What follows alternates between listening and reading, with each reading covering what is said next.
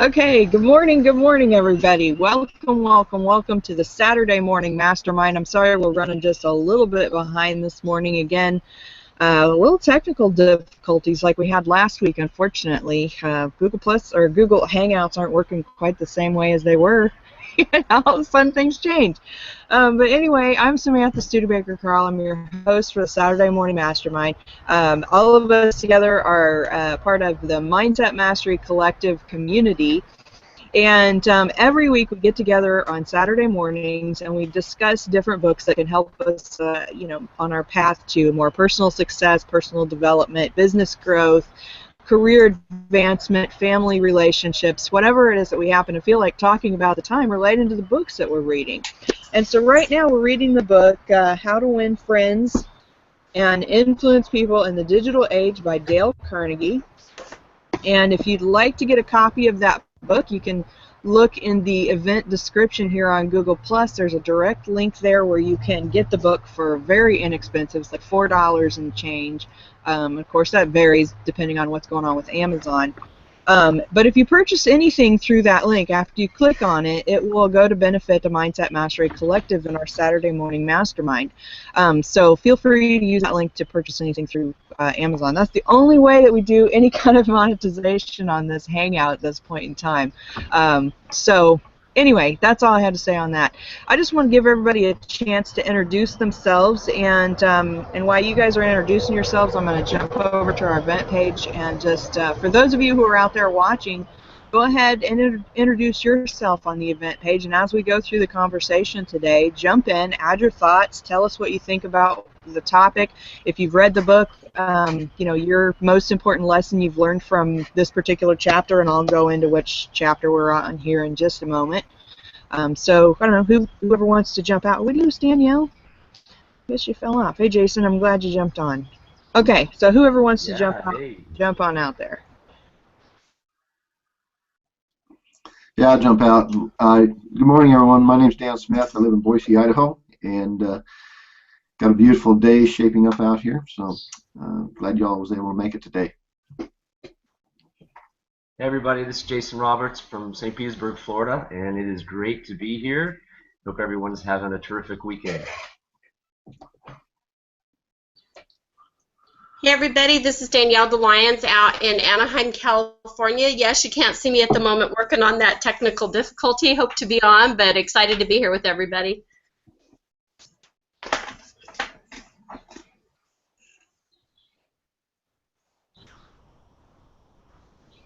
Hey everybody, it's Christina Irvin in Northeast Tennessee, and it's good to see you this morning.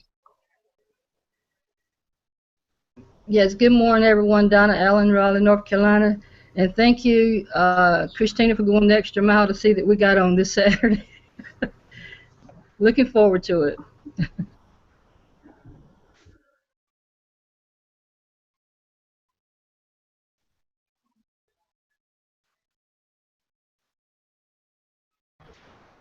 Was that everybody? I'm sorry, I was looking on the event page. Jason, did you introduce yourself already? Sure did. Oh, okay. All right, awesome. I'm the one that's off balance this morning.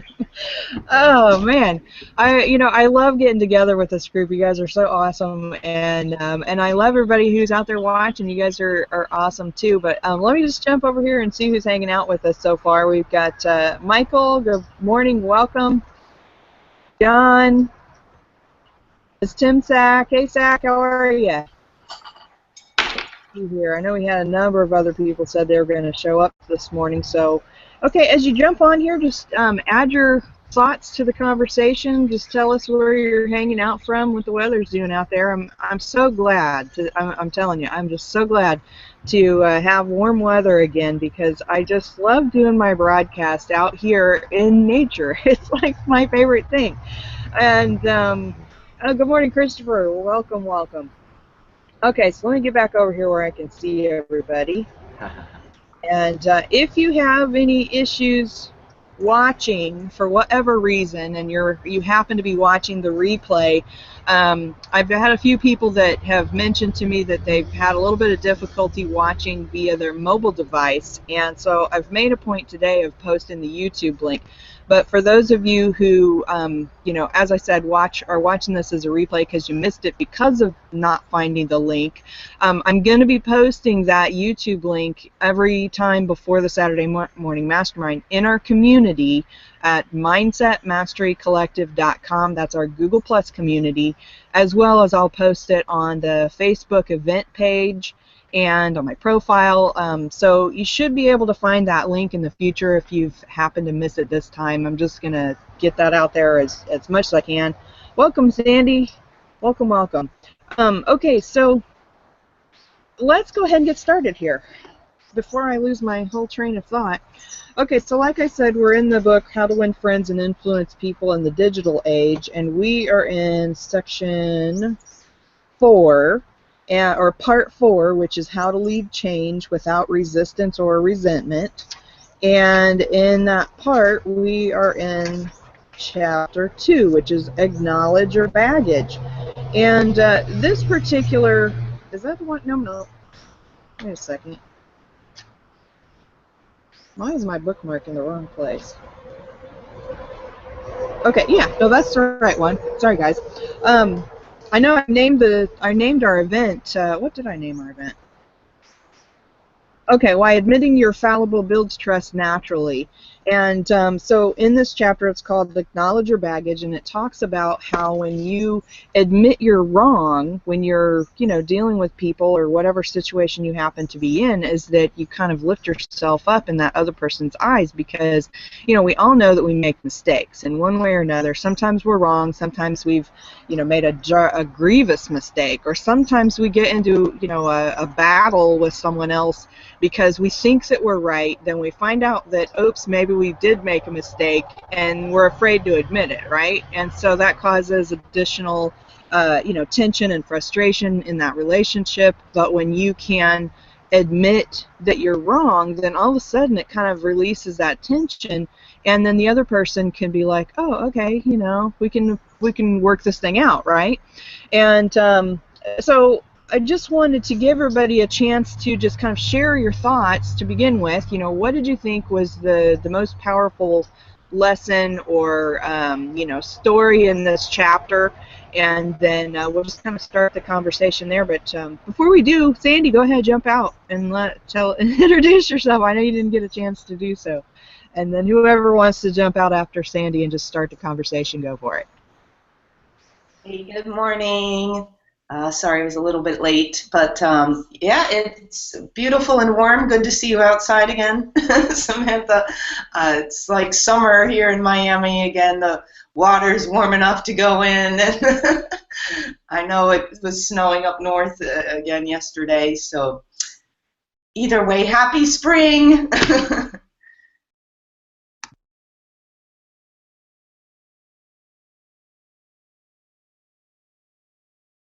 Well, I thought that I'll go ahead and get started. I actually thought that the first story in the chapter was you know, and it probably resonated with me being still that I work in corporate America every day. So it's still one of those things that you always understand if, you know, let me just bite the bullet and take one for the team and go ahead and get this story started.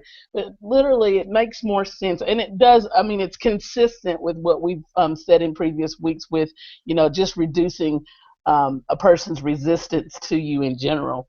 And you just got to think about human nature in general. Nobody wants to be wrong. Nobody wants to be sad. Nobody wants the negative feelings. Nobody wants. So, you know, approaching it from an empowering position and by empowering other people, you always lower the resistance. So, it's necessary sometimes to just absolutely say, you know, I'm not perfect either, and I did this wrong. I apologize. Where can we start from here and move forward?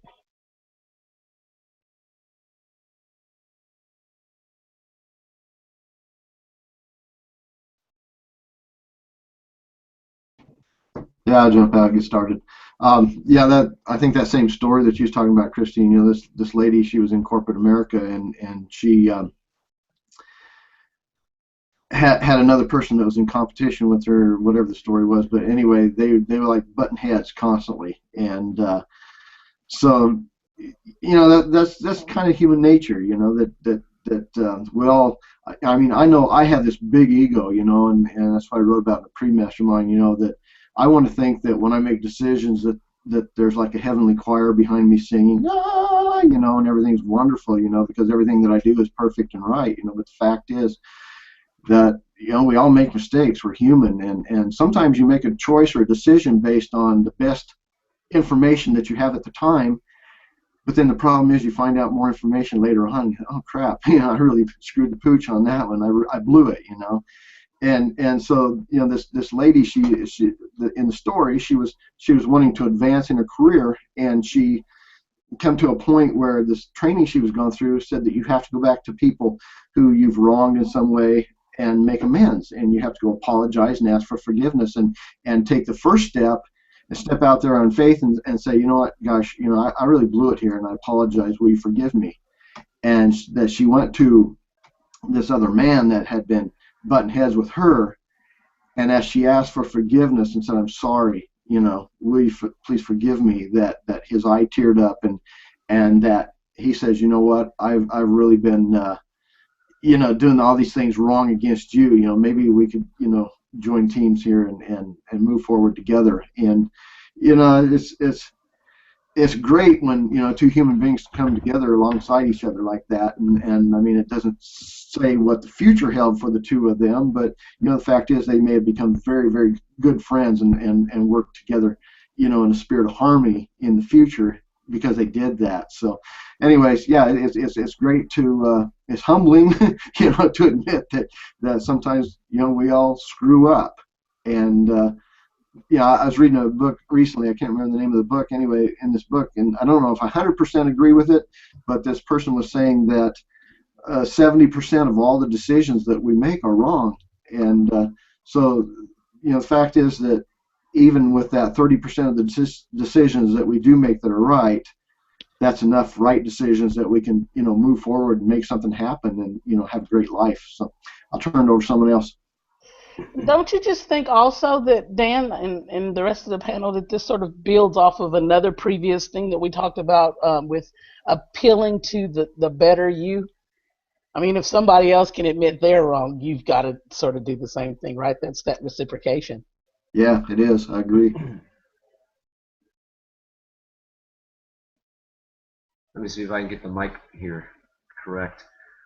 Okay, here. Well, I find it interesting that with getting together like this in this with a mindset mastery collective like this, and doing masterminds like this, sort of puts you in at least it puts me in the frame of mind where I'm looking to better myself. I'm looking to move forward. And I found that since I've been doing this sort of thing, it's I'm seeing it now. I'm seeing my mistakes. I'm seeing my my issues a lot more, but I'm able, once I've recognized them, then that gives me the power to do something about it, and I've found that timing has a lot to do with my success in being able to diffuse situations, because if I don't do it right away, then, and I realize it later, it's even harder for me to come back and drudge everything back up and say, hey, remember when I did this and I realized I hurt you, I harmed you, and now I'm bringing up the old, bringing up those bad emotions or those, and you hate to do that again. So I guess my point is, it's become easier for me to see it because I'm looking for it and see it right away, and then be able to go ahead and admit my fault. And I feel like I'm moving forward. I feel like I'm making some progress. What kind of I'm just wondering if you guys are having those types of breakthroughs as well.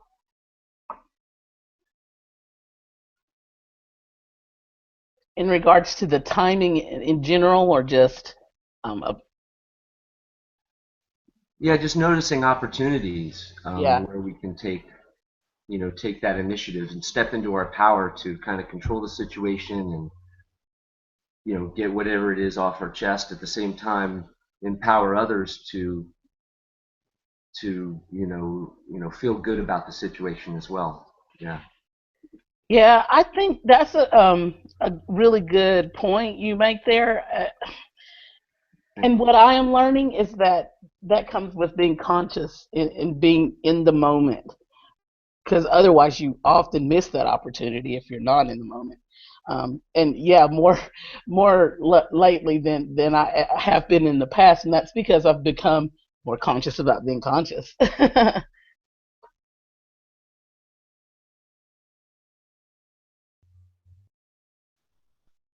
Yeah, developing an awareness of these things. I mean, the way that you can just diffuse a situation by stepping out and admitting your own fault or taking responsibility. I mean, just by doing that, over the past couple years, I've been able to step back into situations where I felt I was hurt by someone else and gain power over that situation by figuring out what my role, what my responsibility was in all of it. Even if it was the slightest little thing, it gave me power over, okay, well, next time I can do this to alleviate that or keep that from happening. So I'll let someone else talk. Sorry. Hey, Jason, welcome to the human race, man. Yeah, real quick there. I really believe, you know, everybody on this panel here, we all have a reason as to why we sort of attached. We just seem like before you can go forward, and again, reading this book, before you can go forward, you sometimes have to rewind and go back. It's kind of like go back to the starting point, because life is just a game. We are in this game, but what kind of game are we playing? Are we playing for, like Jason just said there, we all have, and everyone who's watching the panel, we have, as human beings, some have insecurities deep. And again, going back, why I found this and attached myself to this group was the results of just saying, hey, Donna, you know, you can do this. You can come out here and talk to people on the internet versus somebody outside in my world offline. They see me as who Donna is, but to come out here, I just come out here just to be vulnerable, to say whoever may be watching this video in the future, 2 years from now, 3 years from now, maybe something this crazy North Carolina country girl might have said may help you to come out and be a person. Although you're shy, you may have a problem saying your words just right, just like me. You know, I stumble, I fumble, I bumble, I move around. But look, be comfortable with your own self, just how you are. And just like this book, reading this book, I felt just like this woman in this book right here. Although you feel like, hey, you know, we all got mistakes, but it takes a strong person to say, I'm sorry, you know, I was wrong, even though you knew you wasn't wrong. I mean, there's sometimes, yeah, you make mistakes, but in certain situations, just like I knew, what did I do? What did I say? Well, you really didn't do anything, but it just takes the stronger you to go out and come alongside that person that may be like weak.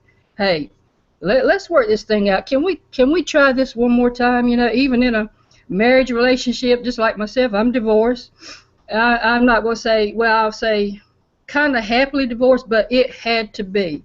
But we went back, and my ex today, we're not enemies just because we had to go back and come back and say we both failed. Now he moves on, I move on. We're both happy in life. Okay, I'm out. Donna, it looks like the Southern girls are on the same page, because I was actually going to bring up that question about, you know, are there times where it's acceptable or okay to say, maybe I really don't feel like I did something wrong, but let me take one for the team and say, and get the conversation going. That's what. Oh, finally got back in. That's one of the areas I learned a long time ago, that a leader always will admit the mistake, even if they haven't really made the mistake, is to be the bigger person, because many times somebody else needs to see something, and by taking the fall, so to speak, it allows others to see themselves. And, you know, was it something I did wrong? Was it something I said? Was it something that and how I treated you that caused you to feel this way? Is a responsible way of, in a roundabout way, saying I must have been wrong somehow. And many times it teaches others to let go of their ego and recognize where their faults are also. Good point, ego. Yeah, I agree with you. I think that's a really important point right there, because, you know, as a leader, you're going towards setting an example for other people, and so when you admit that you were wrong and you made a mistake, and then other people realize, oh, okay, it's okay to admit when you're wrong. The world doesn't come to an end. The consequences aren't death, you know, or hanging, or, you know, whatever like that. And so then that kind of, yeah, I think that's part of it. It just helps people to realize that it's not the end of the world when you make a mistake, and it's completely okay to admit it. And actually that helps to kind of lift you up in other people's eyes, you know, because how many times have we experienced something where something drastic happened, or maybe it wasn't even that drastic, it was just something stupid happened, and, you know, the people that are involved are sitting there just blaming everybody else, and you're like, really? Why are you even blaming somebody for that? I mean, that's the dumbest thing. Why don't you just fess up to it and admit you made a mistake? You're the one that mixed the paint color wrong. Why don't you just say, I did it, it was me, oops, let's move on from here, you know? And when you are the bigger person, and like you were saying, is you even take one for the team. You know, that's such a great point there as well. And I think that, you know, a lot of you know, really good leaders, supervisors, you know, bosses are willing to do that, because they realize that if you can do it, then other people step up and do the same thing. But I wanted to just jump over here on the event page real quick. Christopher was asking about getting on the Hangout, and Christopher, if you would like to join the panel next week, then yeah, message me either on Facebook or Google Plus, and I'll help get you on so that you can participate next week. And then Dan, oh, you made a comment on here about I may be wrong as frequently. I may be wrong as I frequently am, but then your statement, that leaves room that you may indeed be wrong, but you are also backing that with the truth that you wish to state. And then as Sack says, that feels good to know that being right 33% of the time is a high percentage for human decision making.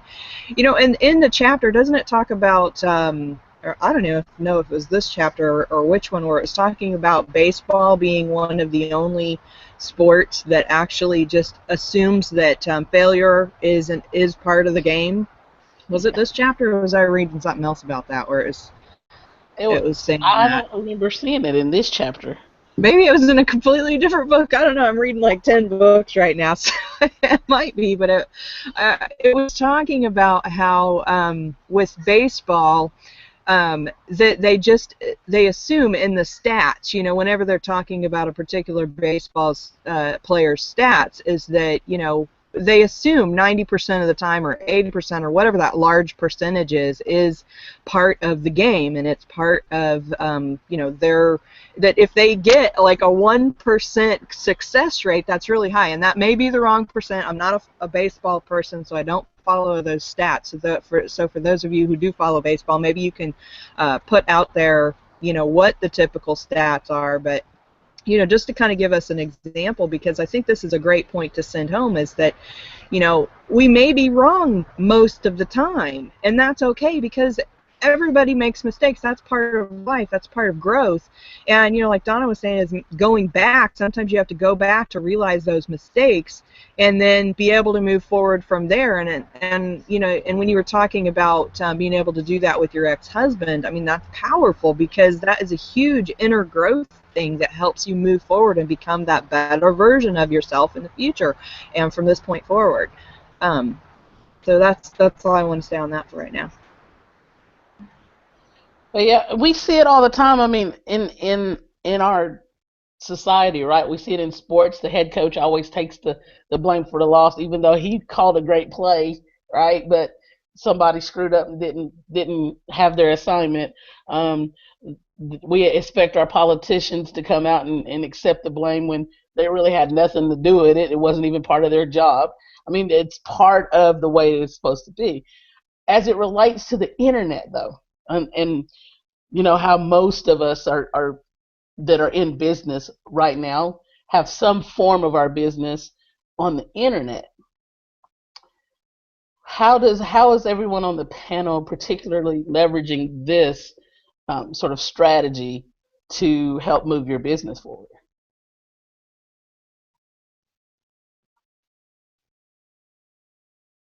I'll jump out. There's a book. It's called.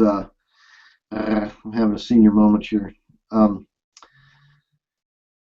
for no or something along that lines. I mean, I could find it real quick, but anyways, what this book is saying is that as a professional salesperson, that you should go try to get 20 no's a day, because if you talk to at least 20 people a day that tell you no, then you're almost guaranteed that you're going to get a couple of yeses out of that. And I mean, I got to admit, that was a real struggle for me, and has been over the years.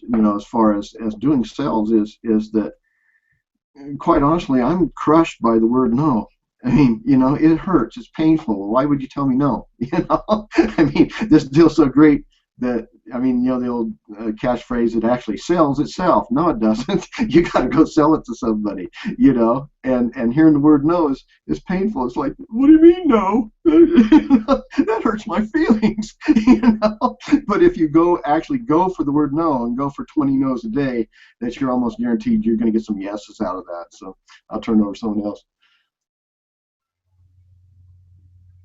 Yeah, I've heard that too, Dan.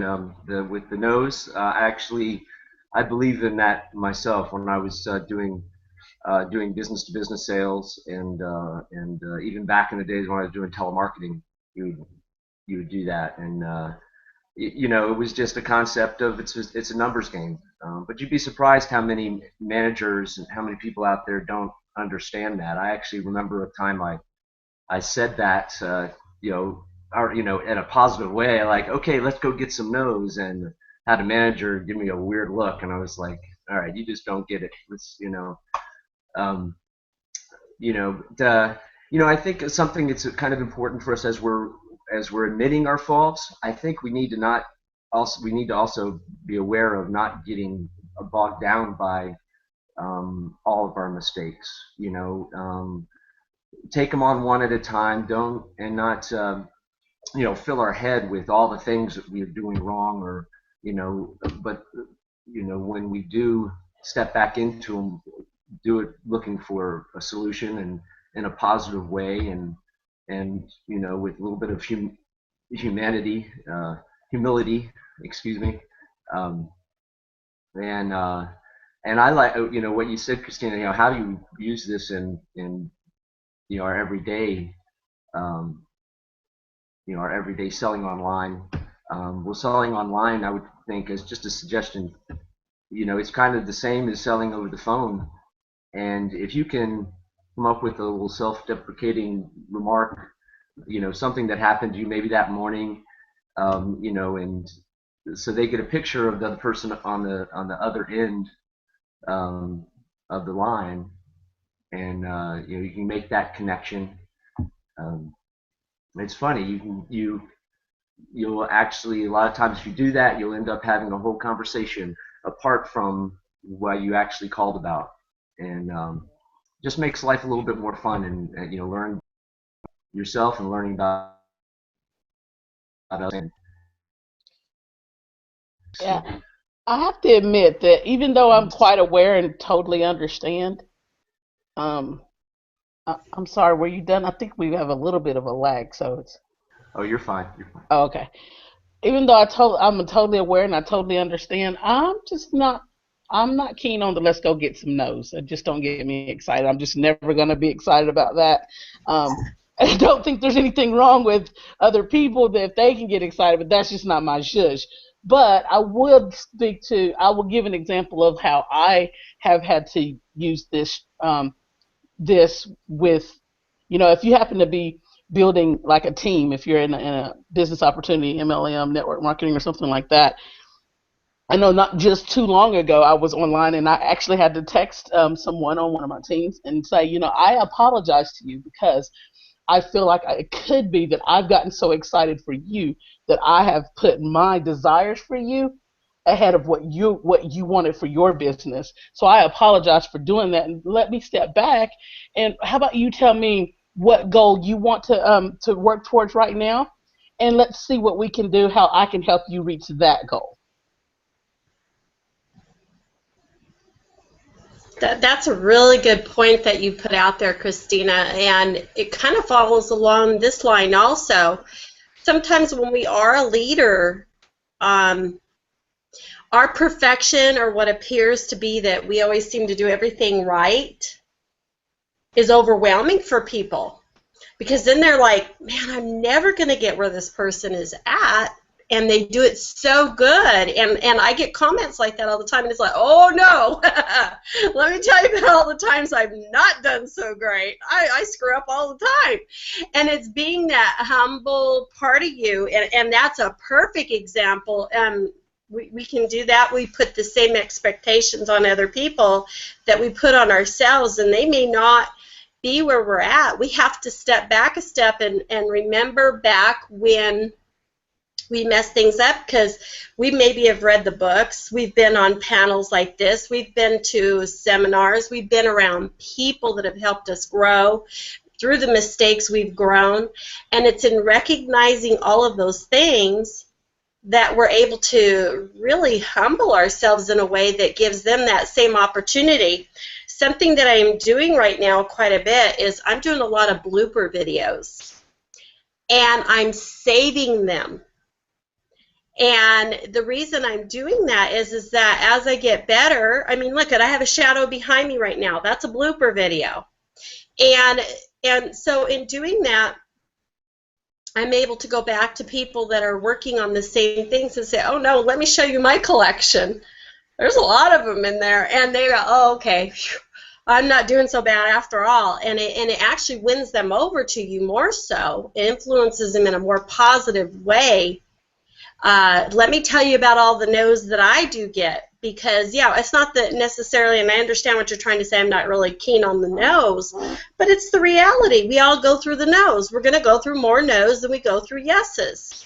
So it's all parallel to us also sharing those stories of what appears to be failure. No, it's stepping forward, because if I used to say I was the queen of rejection.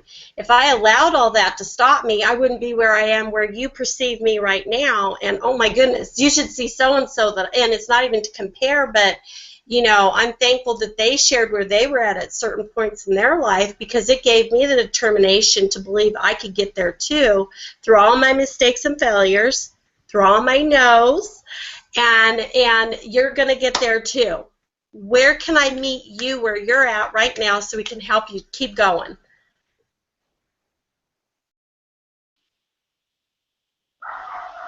All right. I have so many little notes jotted down. You all are making great points. I haven't had a chance to hop out yet. But, when you were talking, Samantha, and I forget who started this conversation about, when you see leaders who admit their faults. And I was part of a company a couple years ago where they did this launch, and it sort of fell through, and it wasn't that great. And they had admitted it, and I continued to follow them because they were able to admit that fault, and that maybe that wasn't the best idea and all of this. And I think naturally as humans, we make mistakes all the time. So when we can admit them, and when we see others admitting them, we can feel more connected to them. And this reminds me of a past topic. It's like all these topics are the same somehow in this book. But also what you were just saying, Danielle, it reminded me, I saw this quote the other day about something about I may come off as positive, that doesn't mean I'm always positive. You know, I get angry, I have emotions, and I wrote something about that on my Facebook wall, like, yeah, I'm positive overall, I come off this way, and a lot of people question it a lot, like, your life is so perfect, and I'm like, well, no, it's not. You know, I'm human, I get angry, I get sad, I go through waves, and it really helps people connect to me even more. Like, they love the positivity that they see, but when I can admit when I'm going through the normal human emotion, then they can connect to me even more. So showing our faults, admitting them, helps people connect, because I think a lot of people are afraid to admit when they're wrong, admit that they have an emotion, that they're sad, that they're angry, because we're trained to, hide them and whatever. But when we can actually be with them and show them that whatever, we're human, we go through crap, so I find a much greater connection when I am honest and open like that. So that's it for now. I have so many notes. I want to say so many things, but you made me think about two things. I know, right? This is a good discussion. So what you just said about, what did you just say? I had too many thoughts go through my head. So let me just deal with the one that I can remember right now. So going back to a previous discussion, can't remember what chapter it was, but we were talking about where does the line go between being real and being manipulative with it, right? Because totally, like everything else in this book, you could be using this in a manipulative way, right? Just to get somebody off guard, right? So for me, I think it's important that not only do you recognize and you voice and you say, yes, I was wrong or whatever, but you've got to follow it up with some actions to affirm truly you get that you were wrong with that, that you weren't delivering on your part. Because if you don't, a person will then feel, whether or not your intentions are that way, they're going to feel that you were only doing that to manipulate them, to disarm them. Wouldn't you think?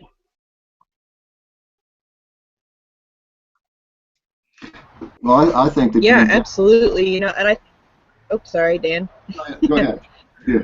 Sandy made a great point about, the fact that, she posts a lot of positive stuff, and so, people tend to get the idea that she's just always that way, And, but what's interesting, and this is kind of how it works on the internet, is the fact that, we all tend to just kind of want to post the positive stuff, right? We don't want to post the negative because, of course, we're all working towards becoming the better version of ourselves and keeping a positive attitude. And one of the things that we're taught is don't criticize, condemn, or complain. And when you are, if you're not posting positive, then obviously you're doing one of those three things, right? And or most generally, because that's what most people do. And so they kind of get this false sense of who you are in a way, because all you're doing is posting the things you want people to see, right? Nobody wants to post, when you're mad, because I don't like posting negative stuff because I don't want to put more negativity out there in the world. But at the same time, like Sandy was saying, is people want to see that, you go through real struggles, and like Danielle was talking about, having bloopers in her videos and stuff like that, and I've had people say the same thing to me, about my videos, and how it seems to go so smoothly so much of the time. But and I love this hangout. This is a perfect example, because we fumble on our words. We don't always know what to say, and we struggle sometimes to remember our train of thought. And I think that is very helpful to help people see that, we're real people. We have real emotions. We have these real stories in our lives of things that we've experienced that, aren't always positive. And, not too long ago, I was making a training video for one of my courses, and it was like a 30-second clip I was trying to make, and it took me like 50 takes. It was the craziest thing. And I ended up posting, I like, every time I would make a mistake, I'd make this ridiculous frustrated face, and so I took these pictures of myself making these frustrated faces and I posted them on Facebook, and I was like, oh, have you ever had one of those days where you try and make the shortest little stupid video and it takes you 1,000 times, and and then I posted all these frustrated faces, and so people were kind of resonating with that because, I mean, like you were saying, Danielle, just the bloopers, you go through it. It's part of life. It's part of your experience in anything, and in any industry, no matter what it is you're doing, whether you're trying to learn how to play the piano or whether you're learning how to run a business online. You've got those mistakes that you have to go through before you can be the expert, right? But we all tend to kind of forget that sometimes. So That's perfect. yeah. That was the thing that I had forgotten. I was like, what did Sandy say that had made me think about it? That was it. Well, are you talking, Samantha? I think I'm on a lag really bad.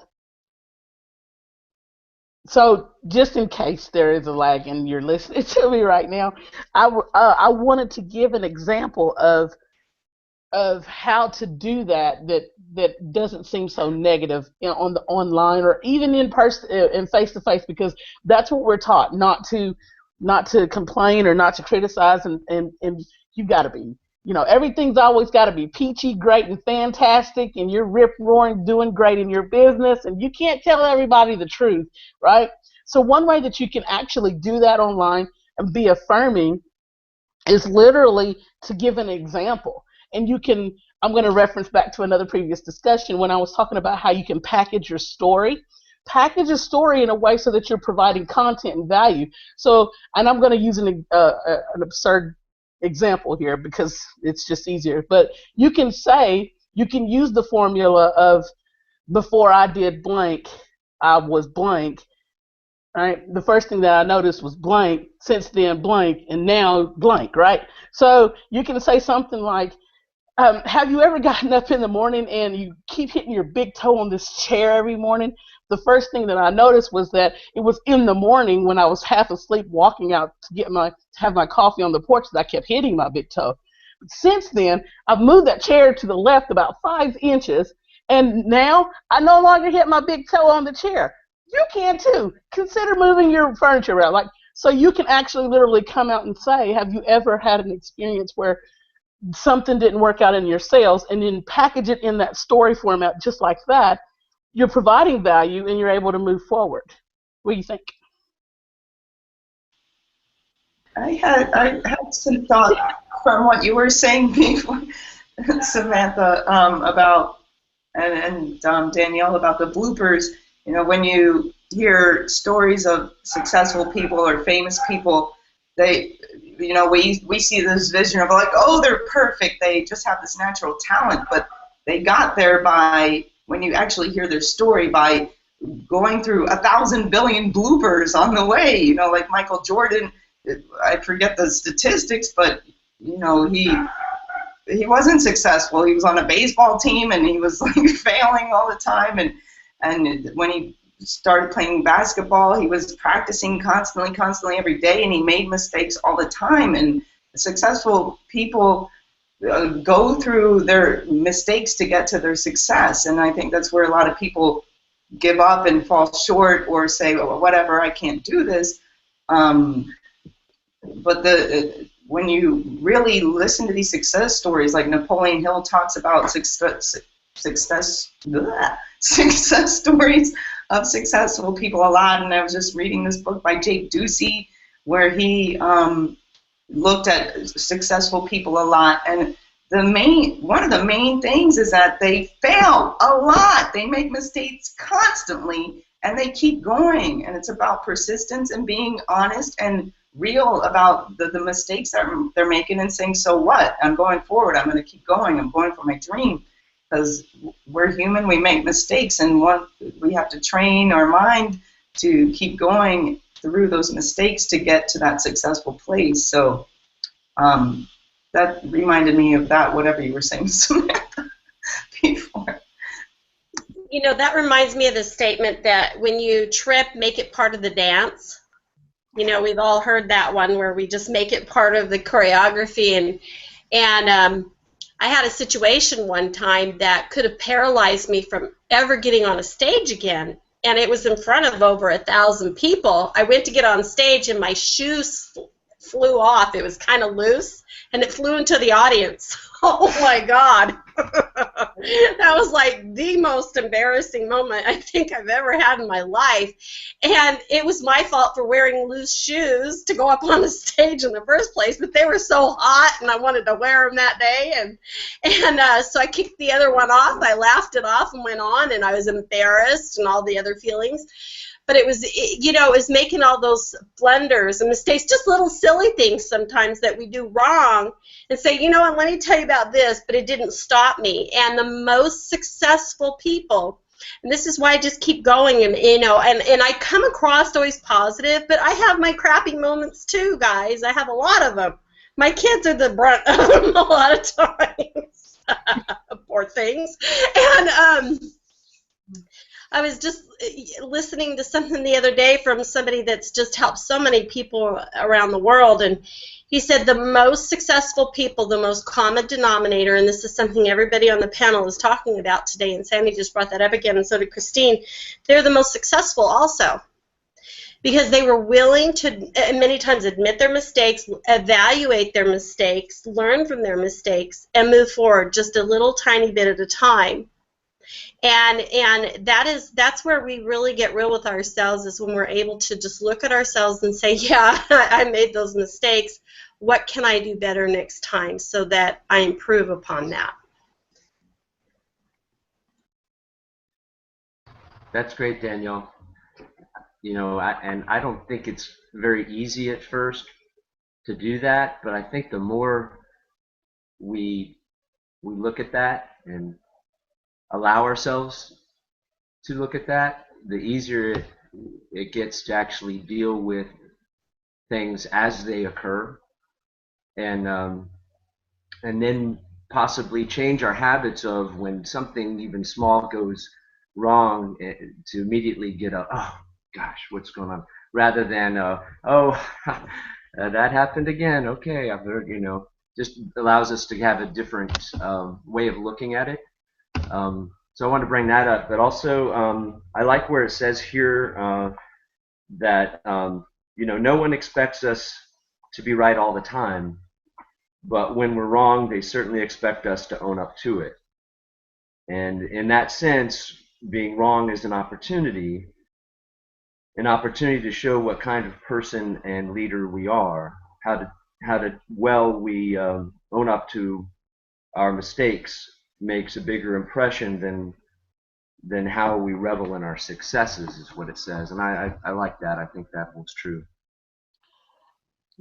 That's a topic that when I read it, I have to be honest, I really kind of didn't wholeheartedly agree with it, because I don't think that everybody subscribes to that notion. I think that when you are in a position of leadership, whether it be in sports, whether it be in politics, whether it be in business, when you're in a position of leadership, people absolutely do expect you to be perfect, unfortunately. I don't know why. We are all humans.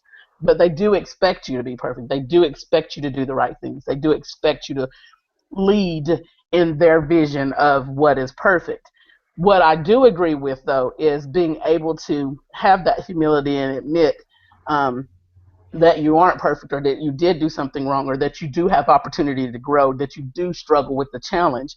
Doing that sort of indirectly and passively teaches the people, your audience, or the people that are following you, to give you and any other leader, as well as themselves, the grace to not be perfect. You know, we're all human here, okay? And of course, this gets over into my spiritual beliefs, but there's only been one perfect human that's ever walked the face of the planet, okay? So we all are going to fall short of the mark. But here's a quote that I heard years ago, and I memorized it, and I've loved it, and I speak it to myself periodically. It says, "Success is the positive application of previous failure applied with a positive mental attitude."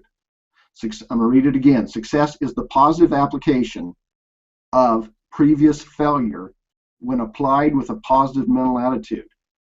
And here's maybe you've heard this before, and I don't know where it came from. I picked this up years ago, but a young guy is talking to an old guy. The old guy is extremely successful. The young guy is just starting out, and he would like to become successful. And he asks the old guy, he says, "How did you become so successful?" And the old guy says, "Right decisions."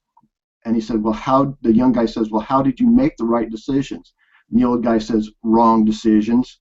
Okay, so you learn from your failures, and then you take those failures and you use them as stepping stones, and you build upon those failures. It's like, okay, I did this, it didn't work, I screwed up, okay?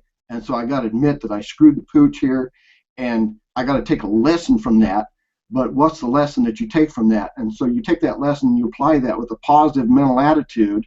You build on your failures, and you stack those failures up, just like Sandy mentioned Michael Jordan. You know, there's a YouTube video on that, and it's about his failures. You know, and he sums it up. And he says, "I failed all these times. I screwed up. Okay, I lost all these games." And I have the quote here somewhere. I could find it, but it'd take me too long to find. But anyway, he says, "That's why I succeed. I succeed because of my failures," and he built on them. And J.C. Penney went broke several times in his life. Okay, and he started over again at the age when most people are wanting to go sit in a rocking chair and sit back and relax and take, you know, have an old coon dog laying there, you know, at their feet and the shotgun and go out and shoot possums or whatever, you know.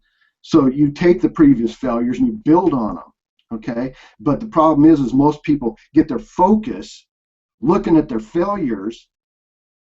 And what grows in your experience, whatever you focus on is what's going to grow in your experience. Don't focus on the failures. Focus on your goal. Focus on the future. You know, we have a windshield in the car for a reason, okay? You look through the windshield, but we've got a little tiny mirror up there that once in a while we glance up in the mirror and we see what's behind us. And you have to develop the forward look in life. You have to look at through the windshield. You don't concentrate on the rear view mirror, okay? And your intentions, as far as I was being spoken about earlier, your intentions about manipulating other people, if your heart's right, other people may see it as you manipulating them, but if your heart's right, if you're actually looking out for the betterment of mankind, if you're looking out for the betterment of this person, then although they may misunderstand your intentions, you got to be right in your own heart and know that what you're doing for another person, for another human being, if they would learn from this, would actually make it better for them. And Napoleon Hill, I put a link in the chat, and there's a video on YouTube. It's Napoleon Hill. It's called Outwitting the Devil, The Secret to Freedom and Success by Napoleon Hill.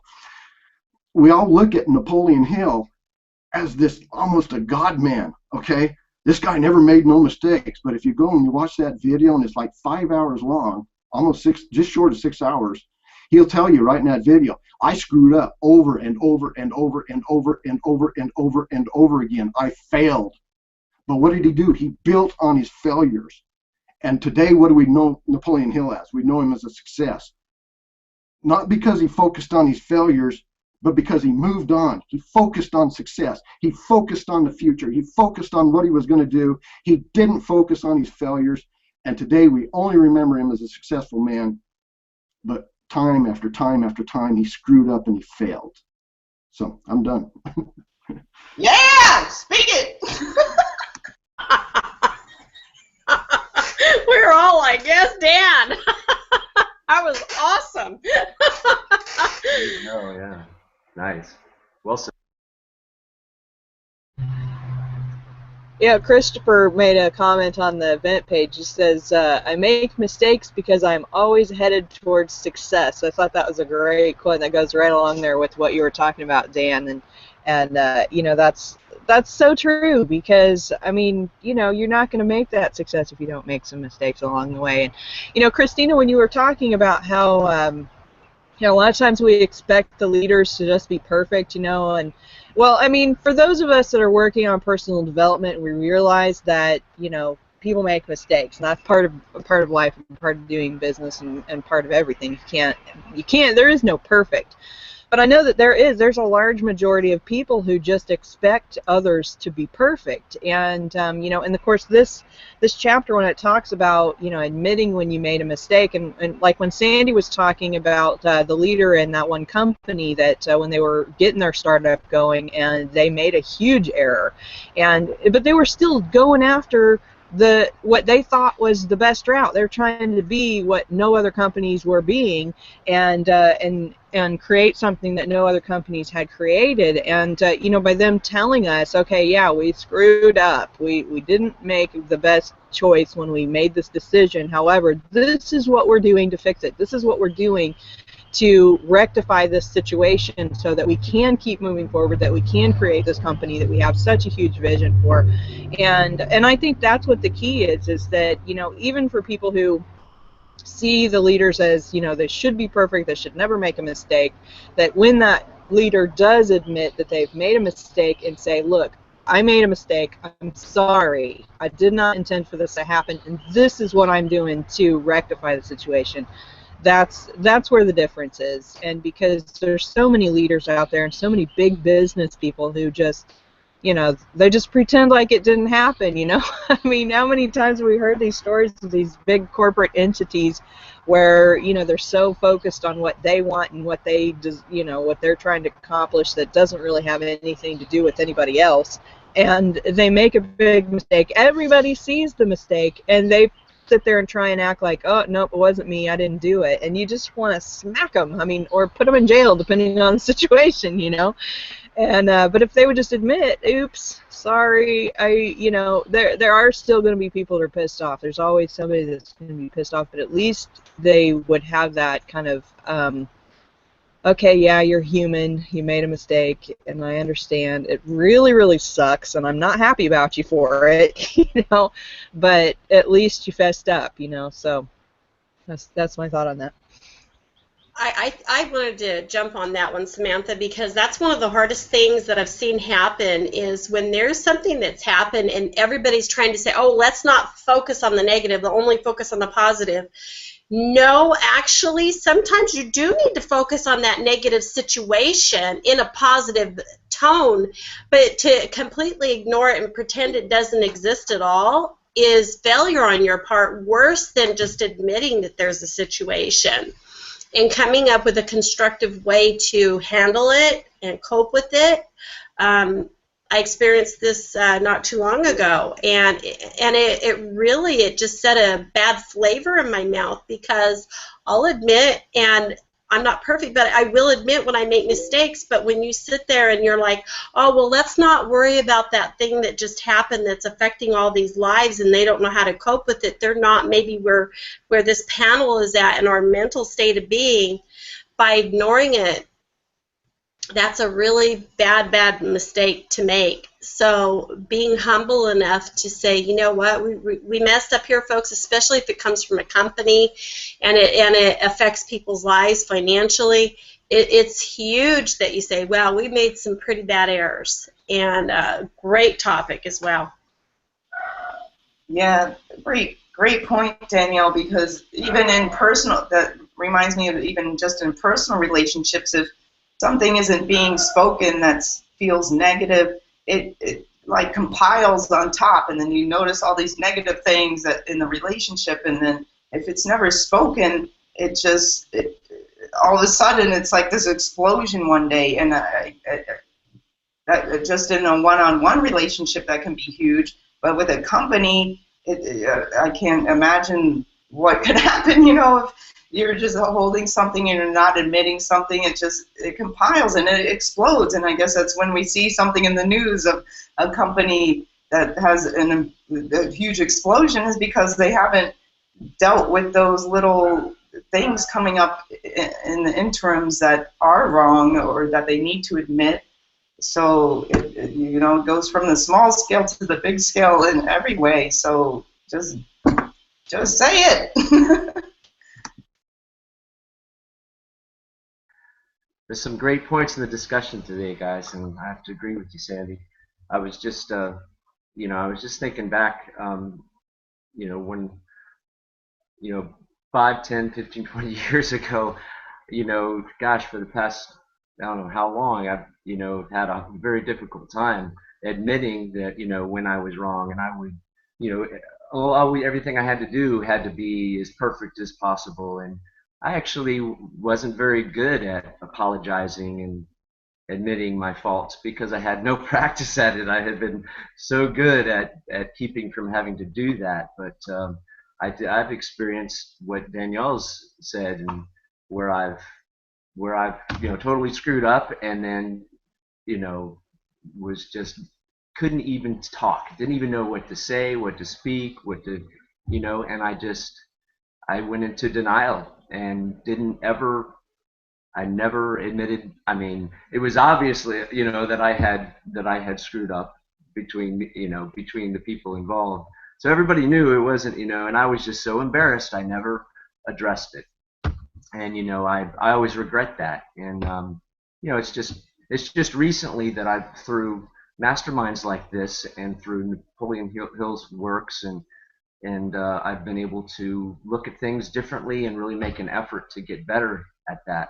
I have one friend who it's like it's so easy for him. He apologizes about every little thing, and it sort of gets on my nerves. Or every little thing. Walk through the room. Oh, I'm sorry. I'm just going through. I'm like, wow. Okay. Well, maybe it shouldn't be so hard for me to do that. If someone can overuse it like that, maybe I should really, because it does diffuse things. But I tell you what, it has a sense of cleansing as well, getting it off your chest, and bringing, you're building rapport.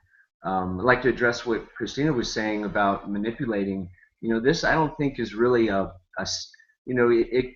if it's a sales ploy, you can tell. You can tell when people are causing a problem to give you a solution, or building up something that's small into something big, so then they can sell you something. But this is more about interpersonal relationships, I believe. And when you already have a relationship going on with someone, and there's an actual issue, that you can find some responsibility, and gain more rapport that will help you work in your work side by side. I mean, I think that's really where, at least that's where I take this, and I think you can get a lot out of it if you do. So I'll let someone else talk. I know we're at the end of our time, so thank you.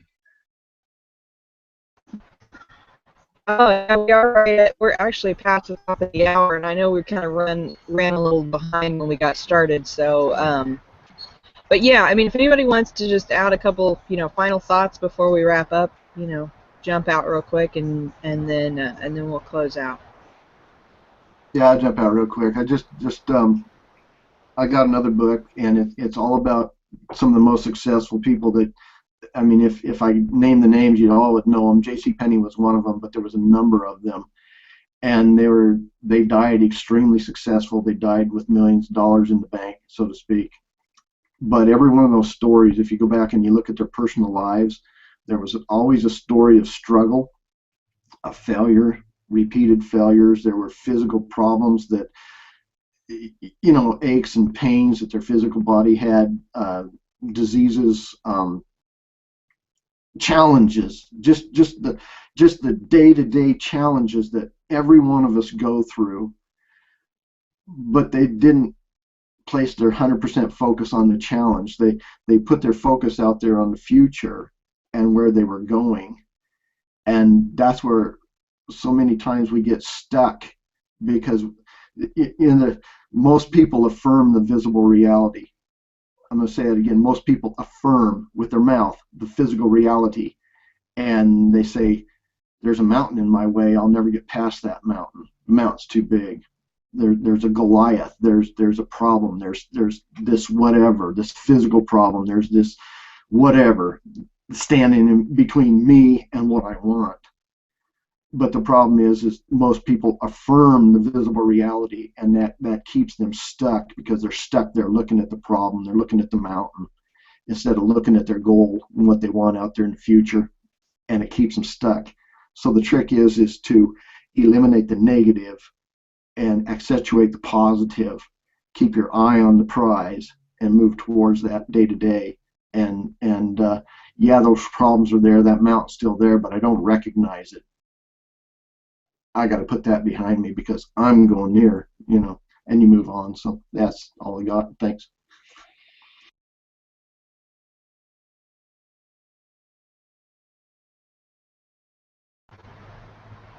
Anybody else have final thoughts?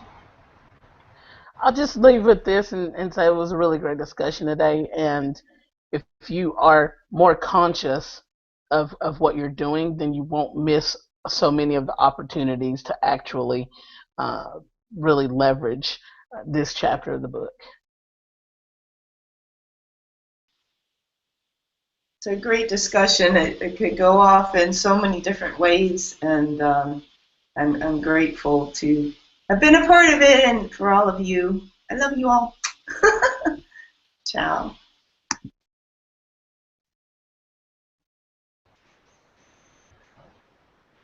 Okay, guys, thank you for hanging out with us this week on the Saturday Morning Mastermind.